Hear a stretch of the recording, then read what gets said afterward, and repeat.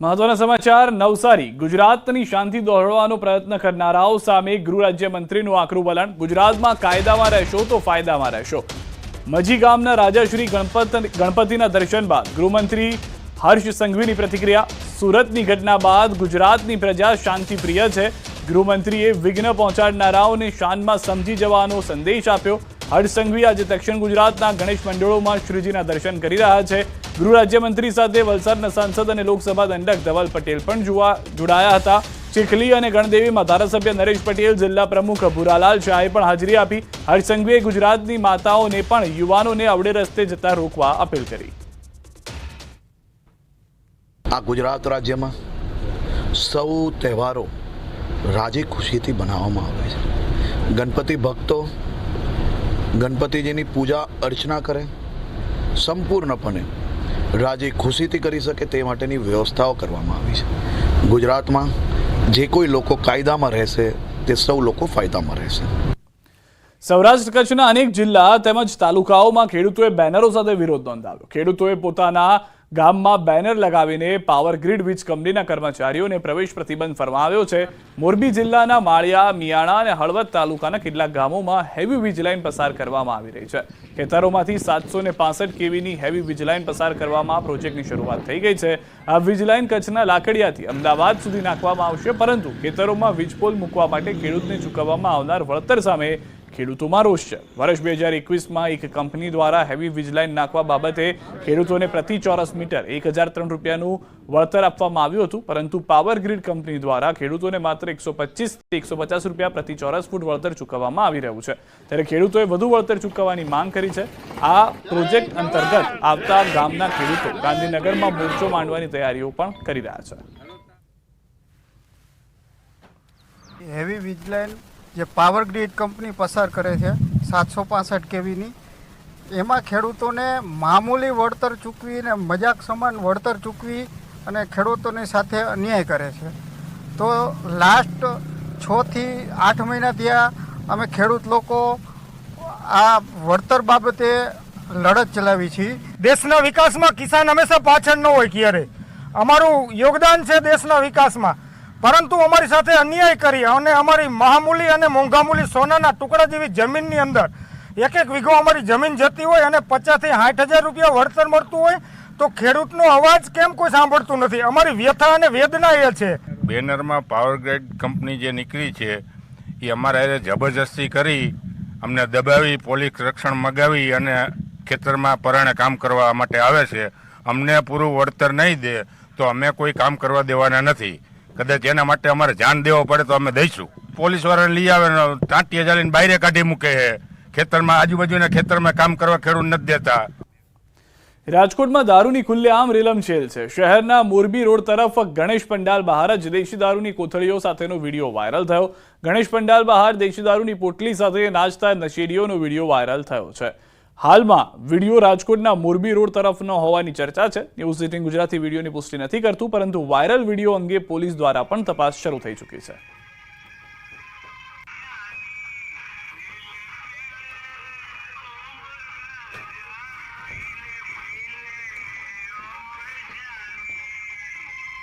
અને હવે વાત યાત્રાધામ અંબાજીના મહાકુંભની।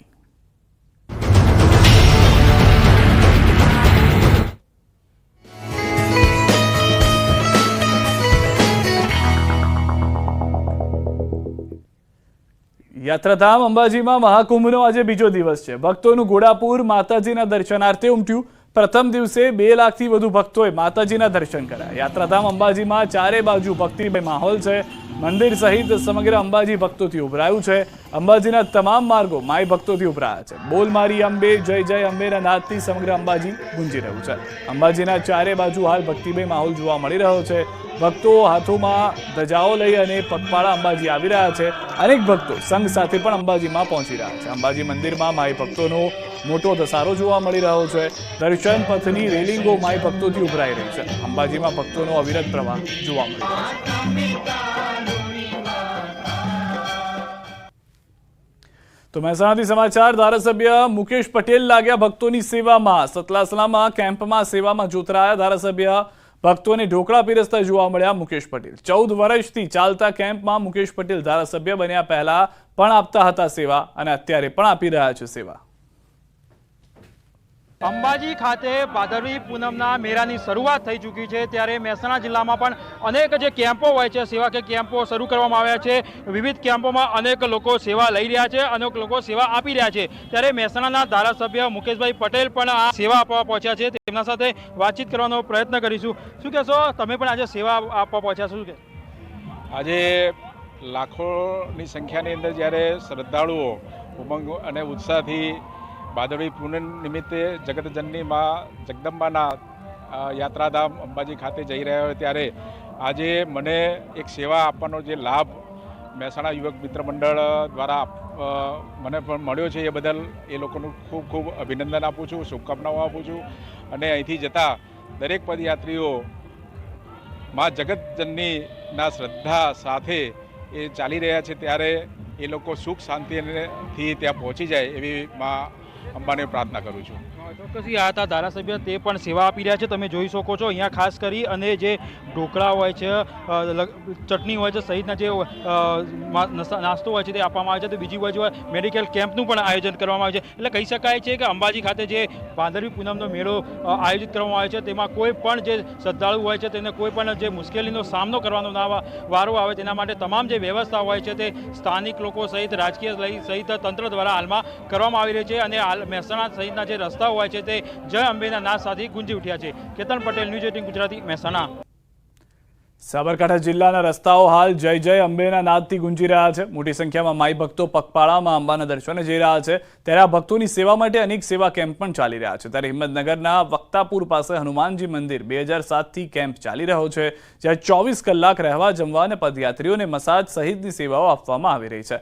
આ કેમ્પ એટલે અનોખું છે કે ત્યાં દૂધપાક, પાઉંભાજી, પાણીપુરી, પુલાવ, જલેબી જેવી વિવિધ વાનગીઓ પીરસવામાં આવે છે. આ કેમ્પ અમદાવાદના વટવાના 160 વ્યક્તિઓનું ગ્રુપ ચલાવી રહ્યું છે અને ભક્તોને સેવા આપી આશીર્વાદ મેળવી રહ્યા છે. અમે અમદાવાદથી શ્રી શંકર ભોજા હનુમાન ભક્ત મંડળ, શક્તિપીઠ સેવાશ્રમ ટ્રસ્ટ, વટવા જઈએ છીએ. અમદાવાદથી અહીંયા અમે આવીએ છીએ. આખું મંડળ 160 જણા અહીંયા આવ્યા છીએ. અને આ વક્તાપુર રોકડિયા હનુમાનજી મંદિર હિંમતનગર ખાતે આવેલું છે. આ જગ્યા અમે 5 દિવસ રાખીએ. અહીંયા જગ્યામાં બધા ભેગા થઈ અને મારા ભક્તોને હૃદયના ભાવથી 24 કલાક મેડિકલ સેવા, માલિશ સેવા, ભોજન બધું 24 કલાક ચાલુ, રાત્રે પણ ચાલુ હોય છે. હિંમતનગરની બાજુમાં વક્તાપુર ગામ છે, ત્યાં એ લોકો સારી એવી સેવા આપી રહ્યા છે.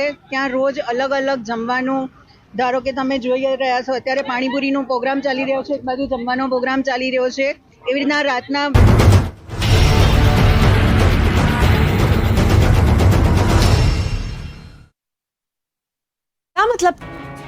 ગુજરાતની જીવાદોરી સમાન સરદાર સરોવરમાં ઉપરવાસમાંથી પાણીની પુષ્કળ આવક થઈ રહી છે, જેના પગલે નર્મદા ડેમની સપાટીમાં ફરી વધારો થયો. નર્મદા ડેમમાં પાણીની સપાટી 135.67 મીટરે પહોંચી ગઈ, જેથી નર્મદા ડેમમાંથી પાણી છોડવાનું શરૂ કરાયું. નર્મદા ડેમના 15 દરવાજા ખોલવામાં આવ્યા. ફરી નર્મદા ડેમના 15 દરવાજા 1.9 મીટર ખોલાયા. ઉપરવાસથી પાણીની આવક થતાં સપાટી વધી, જેથી નર્મદા ડેમ હવે ગમે ત્યારે છલકાશે. છલકાવાથી માત્ર 3 મીટર જ દૂર છે, જેથી વડોદરા, ભરૂચ અને નર્મદાના 42 ગામોને એલર્ટ કરાયા. ઉપરવાસમાં ભારે વરસાદના પગલે પાનમ અને કડાણા ડેમમાં પાણીની આવક વધતા મહી નદીમાં છોડાયું પાણી. કડાણા, પાનમ ડેમની જળ સપાટીમાં વધારો થતા બંને જળાશયમાંથી પાણી છોડાયું.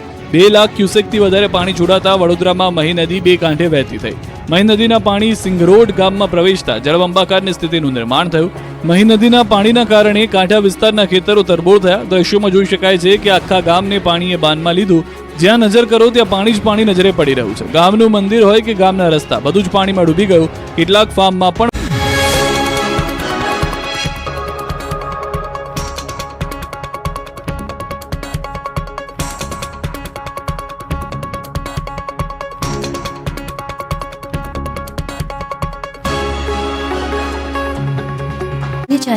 સતત પાણી છોડાતા વડોદરા જિલ્લાના 53 ગામો એલર્ટ કરાયા. ડેસરના 5, સાવલીના 28, વડોદરા ગ્રામ્યના 9, પાદરાના 11 ગામોને એલર્ટ કરાયા. હજુ નદી ભયજનક સપાટીએ વહી રહી છે. બીજી તરફ મહેસાણાનો ધરોઈ ડેમમાં 75% વધુ ભરાયો છે. ઉપરવાસથી સતત પાણીની આવકના કારણે ધરોઈ ડેમમાં 75.03% જળ સ્ટોક થયો. ધરોઈ ડેમની સપાટી 615.22 ફૂટે પહોંચી. ધરોઈ ડેમની ભયજનક કુલ 622 ફૂટ સપાટી છે. ધરોઈ ડેમમાં 4300 ક્યુસેક પાણીની આવક થઈ રહી છે. ધરોઈ ડેમમાંથી મહેસાણા, પાટણ અને બનાસકાંઠામાં પાણી અપાય છે. 10 શહેરો અને 1007 ગામ અને પરાની પીવાના પાણીની સમસ્યા દૂર થઈ ગઈ છે, જેમાંથી 9 શહેર અને 538 ગામ એવા છે કે જે નિયમિત ડેમનું પાણી વપરાશમાં લે છે. ગુજરાતમાં વરસાદે વિરામ લીધો છે. એકાદ અઠવાડિયાથી ઉત્તર ગુજરાતને બાદ કરતા તમામ વિસ્તારમાં વરાપ નીકળી છે. ત્યારે હવે વરસાદનો નવો રાઉન્ડ શરૂ થવાનો છે. અંબાલાલ પટેલે આગાહી કરી છે કે આવતીકાલથી વરસાદનો નવો રાઉન્ડ શરૂ થશે. 16-17 સપ્ટેમ્બરે ભારે વરસાદ થઈ શકે. પૂર્વ ગુજરાતના ભાગોમાં ભારે વરસાદ થઈ શકે. મધ્ય દક્ષિણ ગુજરાતમાં